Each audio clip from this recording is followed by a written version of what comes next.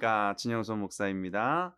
오늘은 온 가족이 함께 배우는 성서의 이해 네 번째 시간을 맞이했습니다. 특히 이번 한 주간은 전교인 특별 새벽 기도회로 우리가 함께 뜨겁게 부르짖는 시간을 가졌는데요. 정말 주제대로 새 일을 행하시는 주, 새 길을 만드시는 그 주님을 우리가 이 한 주간 정말 간절히 찾는 시간이었습니다. 많은 은혜가 있었고 그 은혜대로 이제 오늘 주일 예배 끝나고 이 오후에 다시 한번 오늘 하나님의 말씀인 성경에 대해서 온 가족 함께 모여서 말씀을 배우는 그런 시간이 될 수 있기를 바랍니다. 오늘도 지난번과 마찬가지로 먼저 찬양 한 곡 같이 부르시고 기도하고 시작하도록 할까요? 오늘 함께 저와 같이 부르실 찬양은 사실 오늘 우리가 나눌 주제는 창조에 관한 말씀입니다. 그래서 오늘 하나님은 너를 만드신 분이라는 찬양이 있잖아요. 우리 이 찬양 함께 하면서 창조주 하나님을 묵상하는 그런 시간이 되면 좋겠습니다. 우리 함께 가사를 보시면서요. 저와 함께 찬양해 주시면 좋겠습니다.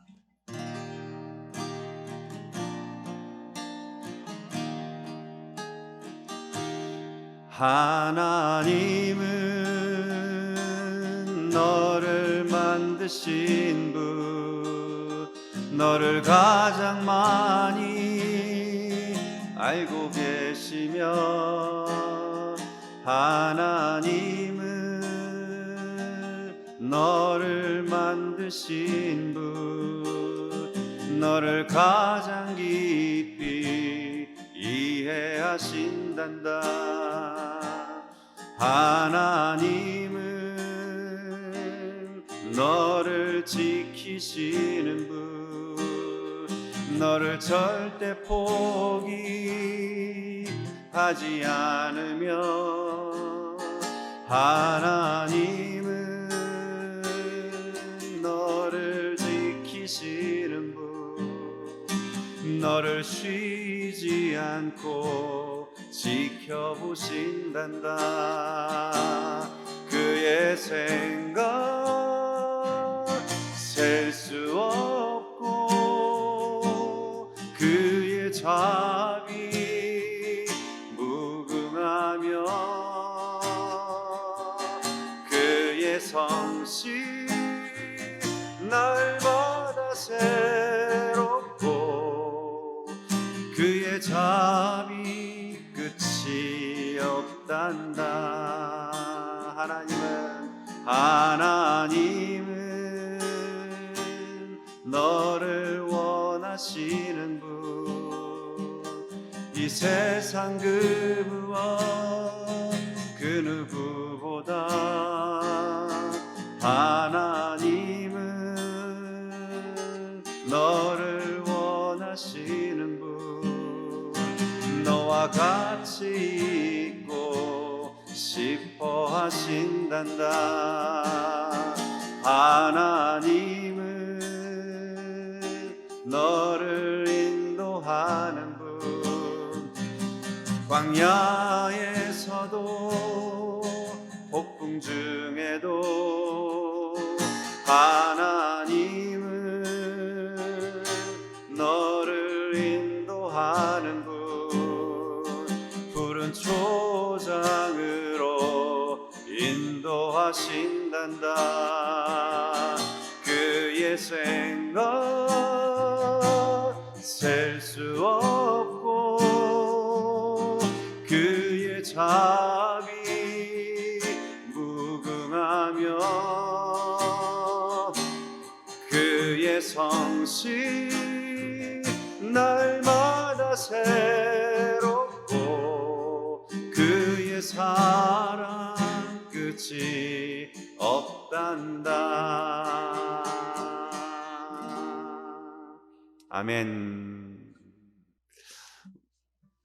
우리 함께 시간 같이 기도하면서 시작하도록 하겠습니다. 기도합니다.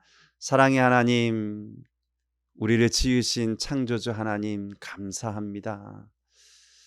어느새 또 2월을 시작했고 또 오늘 복된 주일, 주님이 지으신 날 하나님의 이름을 찬양하며 우리가 예배 가운데 영광 돌린 이후 이제 다시 이 오후 시간에 하나님의 말씀인 성경을 펼치며 이 성경이 참된 진리의 말씀임을 온 세상에 변증하기 위해 먼저 말씀을 깨달아 알 수 있도록 훈련시켜 주시기를 원합니다. 오늘 무엇보다도 창조주 하나님에 관한 말씀을 나눌 때 우리 안에 참으로 우리 주님을 영화롭게 하는 그런 빛 대신 주님을 오늘도 찬양하며 또 말씀 속에 깨달아 알 수 있도록 인도해 주옵소서.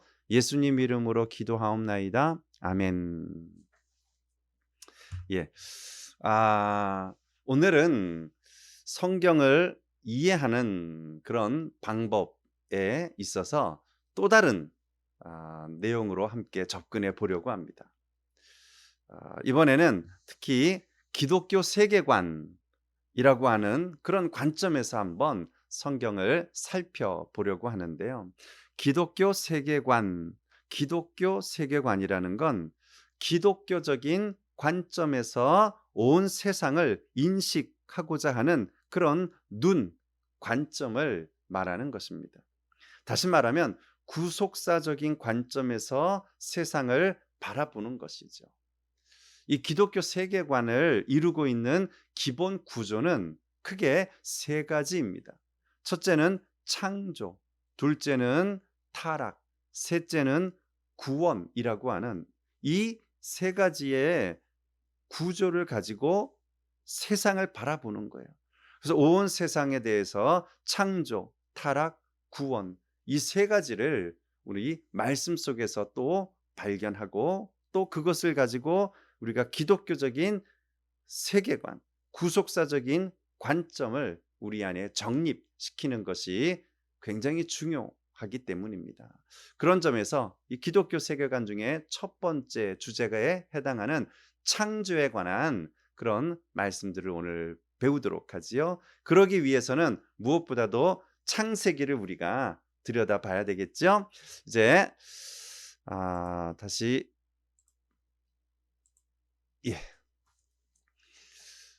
세상의 시작, 창조에 관한 내용으로 오늘 짧은 시간 함께 갖도록 하겠습니다. 우리 창조에 관한 부분에 있어서 먼저 창세기라고 하는 이 책을 좀 이해할 필요가 있는데요. 창세기라고 하는 이 책은 제니시스 영어로는 부르는데 이건 시작의 책이라고 하는 의미입니다. 이 말 그대로 창세기에는 시작에 관한 그런 부분들이 계속 등장합니다. 예를 들면 1장은 우주의 시작에 대해서, 또 1장 후반과 2장에 관한 내용은 인류의 인간의 시작에 대해서, 그 다음에 3장은 또 타락, 죄의 시작에 대해서, 그리고 살인의 시작, 가정의 시작, 또 국가의 시작, 그리고 언어의 시작, 바벨탑 사건 이후부터 이제 언어가 흩어지면서 언어의 시작이 이루어지고 그 뒤 12장부터 50장까지는 지난주에도 나눈 것처럼 이제는 이스라엘 일반 역사가 아닌 이 특별 역사인 이스라엘 민족의 시작에 관한 책이죠. 이 창세기의 성격은 시작에 관한 책이다 하는 것이죠. 전체적인 창세기의 구조를 우리가 먼저 한번 볼까요? 창세기는 말씀드렸던 것처럼 창조 시대와 족장 시대, 시대적 구분으로 하자면 이렇게 나눌 수 있다고 말씀드렸었죠.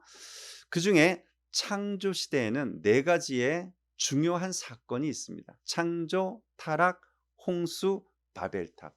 그리고 족장 시대는 네 명의 주요 인물이 등장한다고 했죠. 아브라함과 이삭과 야곱과 요셉을 중심으로 창세기가 내용을 이루고 있습니다. 그 중에 우리는 이제 이 창조 시대, 그 중에서도 창조와 타락, 홍수, 바벨탑 사건 가운데 오늘 창조에 관한 부분만 집중적으로 함께 잠시 나눠보도록 하지요. 자, 이제 창세기 1장 1절을 열면 아직까지도 모든 책 가운데 가장 놀랍고 가장 위대한 선언이 등장합니다. 창세기 1장 1절이죠. 우리 같이 한번 창세기 1장 1절을 같이 고백해 볼까요? 시작. 태초에 하나님이 천지를 창조하시니라. 아멘. 여러분, 이 세상이 언제부터 존재했고 또 어떻게 시작되었는가 하는 이 문제는 시대를 초월해서 모든 인류가 가진 가장 중요한 질문 가운데 하나입니다. 근데 여기에 대해서 성경은 분명하고 명확한 답을 우리에게 제시하고 있습니다. 태초에 하나님이 천지를 창조하셨다는 사실입니다. 우리가 이 말씀을 믿느냐 믿지 않느냐에 따라서 세계관이 달라지고 우리의 신앙관이 달라지고 우리의 내세관이 완전히 달라지게 됩니다. 다시 말하면 이 창세기 1장 1절이야말로 우리 믿음의 출발점이고 기초가 된다는 사실이죠. 이 창조 신앙이 흔들리면 우리의 부활 신앙도 또 종말 신앙도 다 흔들릴 수밖에 없다는 사실입니다.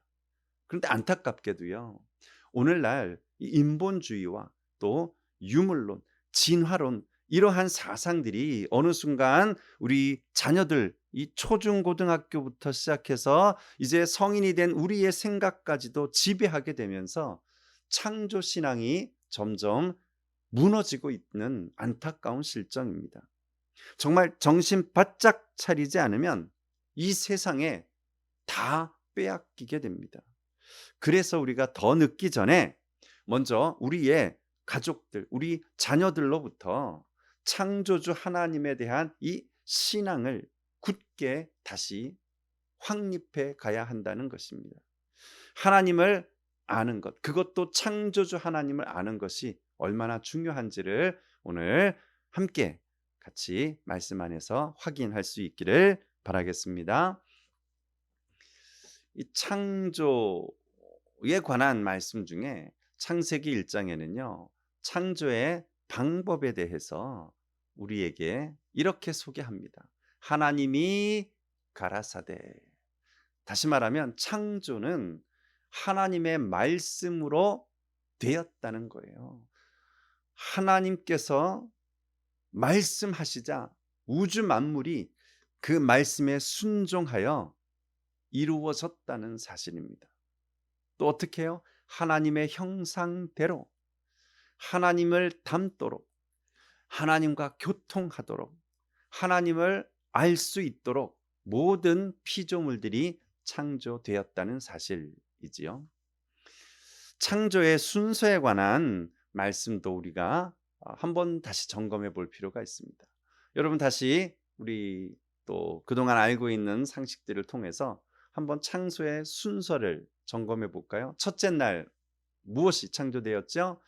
천지와 더불어서 빛이 창조되었습니다. 둘째 날은 궁창, 하늘과 또 물이 창조되었죠. 셋째 날은 땅과 식물, 그리고 넷째 날은 발광체인 해, 달, 별이 창조되었고요. 다섯째 날에는 새와 물고기가 창조되고 여섯째 날 드디어 동물과 그리고 우리 인간이 창조되었습니다. 그리고 마지막 일에 되는 날에는 하나님이 안식하셨죠. 근데 이 창조에 관한 부분을 우리가 조금만 더 하나 더 안으로 들어가 보면요. 이 창조의 순서와 그 내용을 가만 보시면 이것이 연관성이 있다는 사실입니다. 그냥 막 지어진 게 아니고요. 아무렇게나 그냥 생각나는 대로 하나님이 창조하신 게 아니라 이 순서와 내용을 보면 여기 분명한 계획과 그리고 하나님의 설계가 디자인이 있었다는 사실을 우리는 알게 돼요. 한번 살펴보시겠어요? 여기 첫째, 둘째, 셋째 날에 지어진 창조물들을 보시고 그 다음 넷째, 다섯째, 여섯째 날의 창조물들을 보시면 연관성이 보이지 않습니까? 다시 말하면 앞에 있는 세 가지의 창조물은 뒤에 있는 세 가지의 창조물의 재료가 된다는 사실이에요. 다시요. 해달별이 창조가 되기 위해서는 당연히 빛이 있어야, 또 천지가 먼저, 우주가 있어야 가능한 거죠. 그래서 하나님은 첫째 날 천지와 빛을 지으신 이후에 넷째 날에 그 재료를 이용해 해달별을 창조하셨습니다. 그리고 둘째 날 하늘과 물이 있은 이후에 하늘에는 물고기가, 또 바다에는 거꾸로죠. 하늘에는 새들이, 바다에는 물고기가 또 거할 수 있도록 창조된 거예요. 만약에요, 둘째 날 새와 물고기를 하나님이 먼저 창조하셨다면 새가 어디로 날아다녀요? 물고기가 어디서 헤엄칠 수 있겠어요? 그래서 하나님은 전 3일을 먼저 창조하신 이후에 그 뒤에 후 3일에 창조물들이 존재할 수 있게 된 것입니다. 땅과 식물이 있어야 동물이 서식할 수 있고, 또 사람이 생존을 위한 먹을거리가 있어야 한다는 사실이죠. 그런 면에서 우리는 이 창조에 대한 순서가 질서와 또 하나님의 특별한 계획과 또 분명한 의도를 가지고 창조되었다는 사실을 알 수 있습니다. 문제는 여기서 이제 신학적인 이야기가 하나 좀 나와야 합니다. 많은 세상 사람들이 이 창조에 관한 1장의 내용을 읽으면 우리에게 항상 공격하는 질문이 있죠. 야, 어떻게 하루 만에 우주가 창조될 수 있느냐? 40억 년 아니야? 어떻게 사람이 한 번에 지어지냐? 진화돼야 되는 거 아니냐? 이렇게 이 날에 대한 오해가 또 개념이 차이가 있다는 거죠.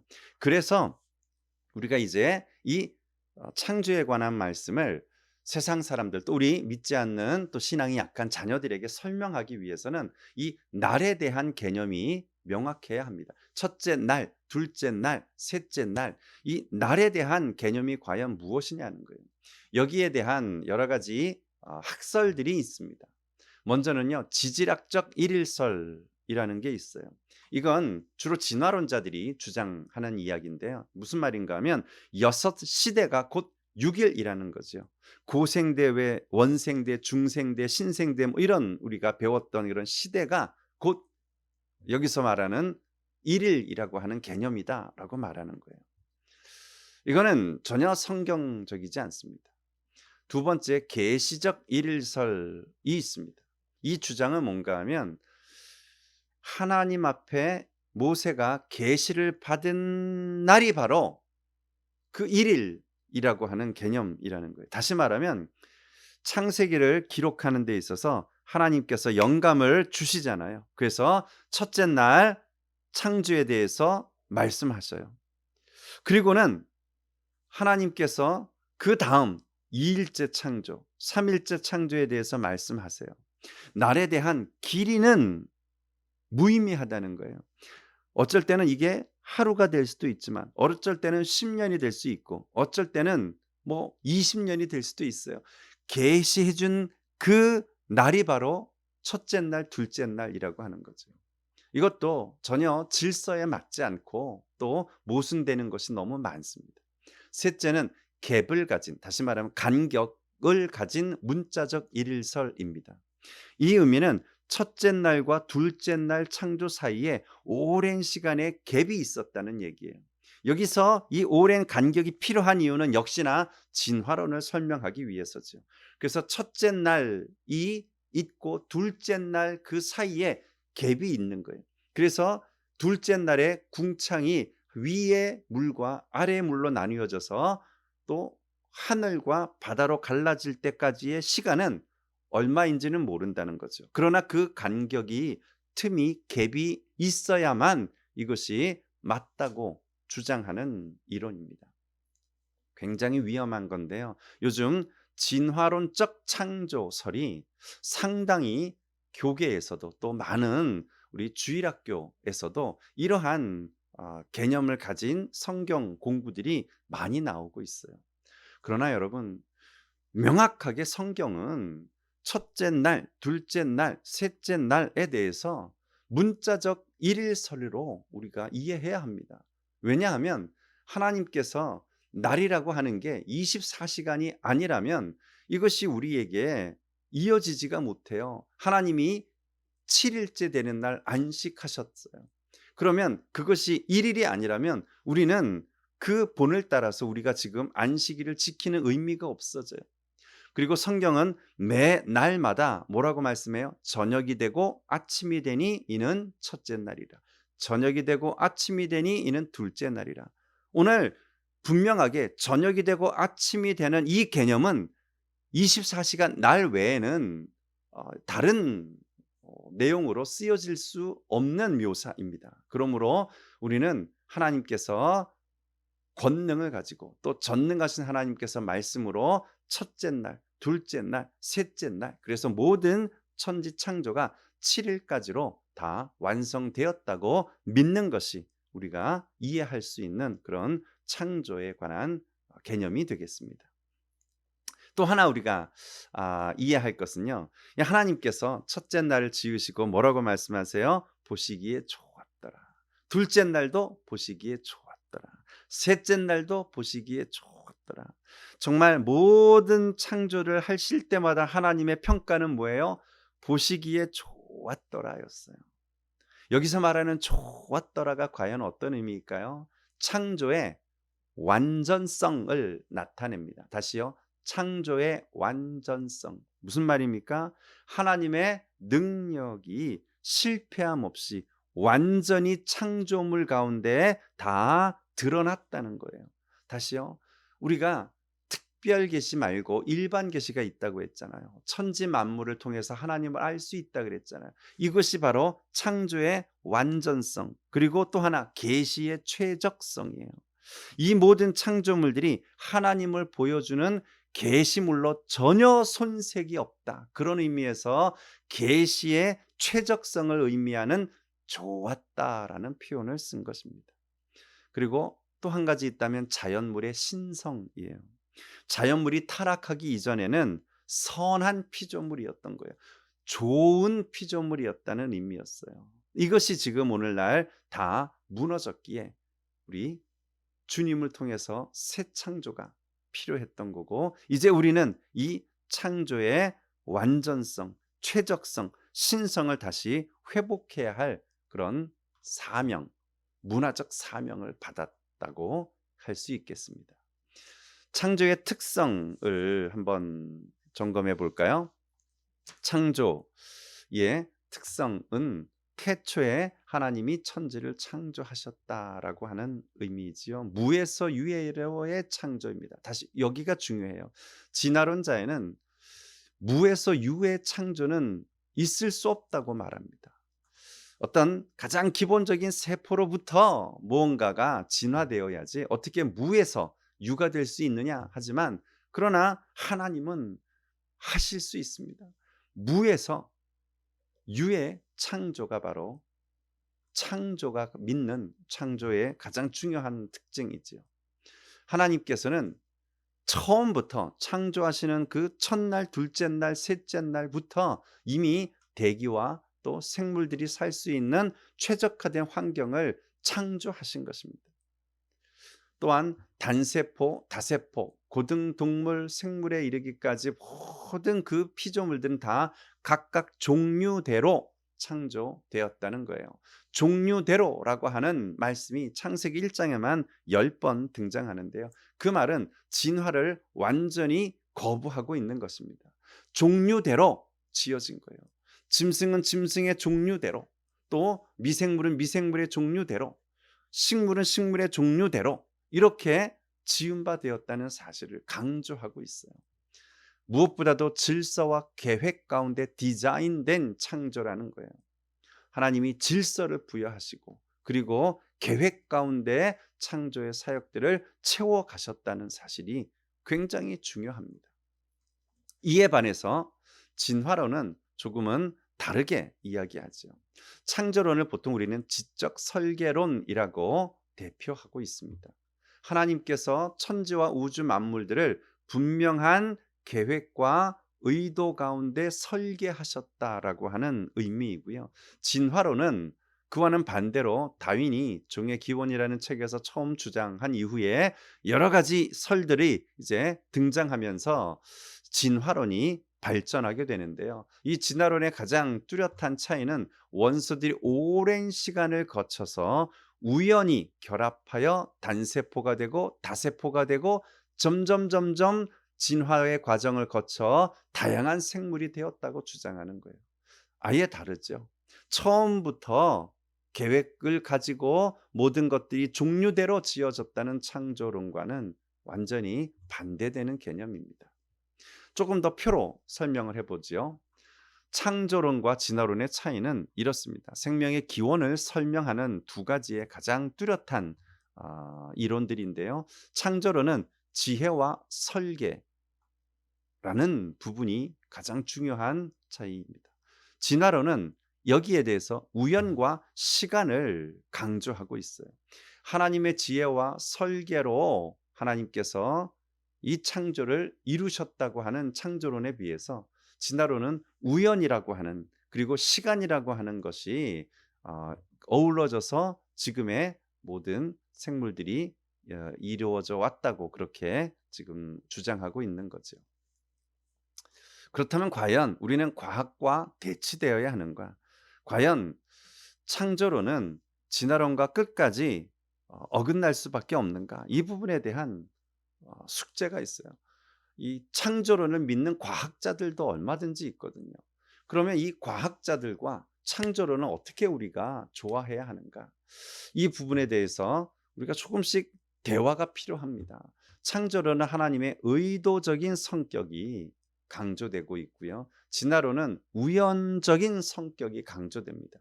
근데 여기서 진화론에 대해서 여러분들이 오해하지 않아야 될 것은요. 창조론에서도 모든 진화를 다 부인하는 것은 아닙니다. 여기서 말하는 창조론이 거부하고 있는 진화는 어떤 진화냐 하면 A라고 하는 종에서 B라고 하는 종으로 완전히 이 새로운 종으로의 진화인 대진화를 거부하는 것입니다. 다시 말하면 환경에 따른 변화들, A에서 A-로의 소진화라고 하는 것은 창조론 안에서도 얼마든지 설명할 수 있는 부분입니다. 다만 A라는 종이 B라는 종으로 갈 수는 없다는 거예요. 어류가 조류가 될 수는 없다는 얘기죠. 원숭이가 사람이 될 수는 없다는 거예요. 종이 바뀔 수는 없는 거예요. 그런데 어류가 A라는 종류가 A-로 환경에 따라서 또 추운 지방에 있는 또 더운 지방에 있는 이런 조류나 또 동물들 간의 이러한 환경에 적응하기 위해서 소진화는 창조의 과정 속에서도 포함될 수 있다는 것입니다. 그런 부분들을 염두에 두고요. 창세기 2장으로 넘어가면 인류의 시작에 관한 부분이 나옵니다. 다시요. 창세기 1장과 2장의 차이가 뭔가 하면요. 창세기 1장에도 인간의 창조가 나오잖아요. 창세기 2장에도 한 장 전체가 다시 한번 인간 창조에 대해서 또 한번 말씀이 기록되고 있습니다. 이 두 가지의 차이가 무엇인가 하면 1장은 우주의 창조에 대해서 그 창조 사실을 개관하고 있는 거라면 2장은 인간 창조에 조금 더 집중해서 창조의 방법을 좀 더 구체적으로 서술하고 있습니다. 그래서 똑같이 하나님이 창조하셨다라고 할 때 그 창조라고 하는 단어가요. 히브리어로 두 가지로 쓰였어요. 똑같은 것 같은데 1장에서는 바라라고 하는 단어를 썼는데요. 이건 창조의 사실을 강조하기 위해 쓰여지는 단어고요. 2장에서도 똑같이 창조라고 하는 단어가 쓰여지는데 그 창조는 다시 야찰이라고 하는 단어를 썼어요. 이 말은 창조의 방법에 대한 구체적인 기술에 초점이 맞춰져 있기 때문입니다. 창세기 2장에 기록되어 있는 인류의 내용들을 좀 보시면 사람은 하나님의 형상으로 지어졌다는 거예요. 1장에서 피조물을 지을 때의 그 사람과 2장에서의 강조가 가장 큰 차이는 모든 피조물은 하나님이 말씀으로 지으셨는데 2장에서는 사람은 하나님이 하나님의 형상대로 손수 만드시고 빚으셨다 표현하고 있죠. 남자와 여자로 창조되었습니다. 여러분 오늘날 지금 이 젠더 문제가 사회에 큰 이슈가 되고 있죠. 그런데 우리 창조론을 믿는 자들은요, 여기에 넘어가서는 안 돼요. 분명히 성경은 남자와 여자로 창조되었다고 말씀하고 있습니다. 중성은 없어요. 중간에 성이 바뀐다는 말은 없어요. 태어날 때부터 하나님이 남자로 지으시고 여자로 지으셨어요. 오늘 이런 부분들에 대해서 우리가 이 지금 오늘날 참 많은 논란이 되는 이 젠더 문제들을 확실히 우리의 자녀들에게 좀 설명해 주실 필요가 있습니다. 하나님은 우리를 이 땅을 다스리고 관리할 그런 존재로 만드셨다는 사실입니다. 그러나 우리가 불순종하는 것 때문에 죄를 범하게 되었고 이제 심판의 대상이 되었고 사망에 이르렀다는 것, 이것이 우리가 이제 달라지게 된 거죠. 그러나 여전히 사람은 하나님의 사랑의 대상이고 구원의 대상임을 잊지 않아야 합니다. 여러분 한번 주목해 보세요. 분명 하나님은 우리 인간을 지으실 때 다른 피조물들과는 다르게 지으셨습니다. 그 사실을 우리가 인식하는 것이 바로 창조 신앙이고 그것이 바로 인간다움을 유지할 수 있는 길입니다. 이 인간다움을 깨달을 때 우리는 인간답게 하나님의 만드신 형상으로서의 삶을 살려고 노력하게 됩니다. 그런데 오늘 지금 이 사회가요, 인간다움을 잃어버린 거예요. 왜요? 진화론이 또 과학이 그리고 인본주의, 유물론이 점점 우리가 단순히 그냥 하나의 진화의 대상일 뿐이지 하나님의 특별한 섭리와 형상으로 지음바 되었다는 인간다움을 우리가 잃어버린 거죠. 그러다 보니까 사람이 사람을 더 이상 존귀하게 여기지 않습니다. 함부로 취급합니다. 착취하고 죽이고도 죄책감을 느끼지 않아요. 왜냐하면 그냥 피조물이니까, 그냥 진화의 대상일 뿐이니까요. 그래서 하나님을 믿는 창조주 신앙을 가진 자는 다르게 살아야 합니다. 우리에게는 하나님의 형상이 새겨져 있기 때문입니다. 정말이요. 탐심과 음욕으로 가득한 이 세상에서 인간다움을, 존엄을 잊어버리지 마시고요. 창조주 하나님을 믿는 신앙을 가지고 하나님 보시기에 좋았던 세상으로, 하나님께서 기뻐하셨던 하나님의 형상을 다시 회복하는 그 일에 하나하나씩 우리가 실천하고 앞장서는 그런 여러분들 되시기를 부탁을 드립니다. 자, 이제 창세기 3장으로 넘어가면요, 타락의 장이 나오는데요. 에덴 동산에서 유혹을 받고 또 불순종하게 되어서 이제 죽음을 맞이하게 되는데, 이 타락에 관한 부분은 처음 얘기해 드렸던 것처럼 우리가 기독교 세계관에서 창조, 타락, 구속 이렇게 나오니까 다음 시간에 요 부분, 타락과 또 죄와 심판에 관한 말씀을 다시 나누기로 하죠. 창세기에서 또 우리가 중요한 사건이 아까 노아 홍수 사건이라고 했어요. 창세기 6장부터 기록이 되어 있는데요. 이 노아 홍수가 왜 중요하냐면 창조에 있어서 생태계를 바꾸어 놓은 사건입니다. 이 노아 홍수로 인하여서 이제 5대양 6대주 혹은 요즘은 7대주라고 하죠. 이것이 형성이 되었고요. 또 이 노아 홍수 이후에 지각 변동과 또 화산 활동, 빙하기 같은 것들이 찾아오면서 이제 급격하게 우리 지구가 변화되는 것을 보여주고 있습니다. 이 노아 홍수의 증거들이 또 여러 가지가 있는데 저희가 따로 이 부분은 동영상을 놓고 특별한 시간을 다시 한번 갖는 것으로 그렇게 하겠습니다. 자, 여기까지 오늘 말씀을 나누는 것으로 하고요. 결론적으로 솔로몬은 전도서를 통해서 그런 말씀을 했지요. 너는 청년의 때에 창조주를 기억하라. 예, 그렇습니다. 정말 우리가 전도서를 우리가 이전에 한번 배웠잖아요.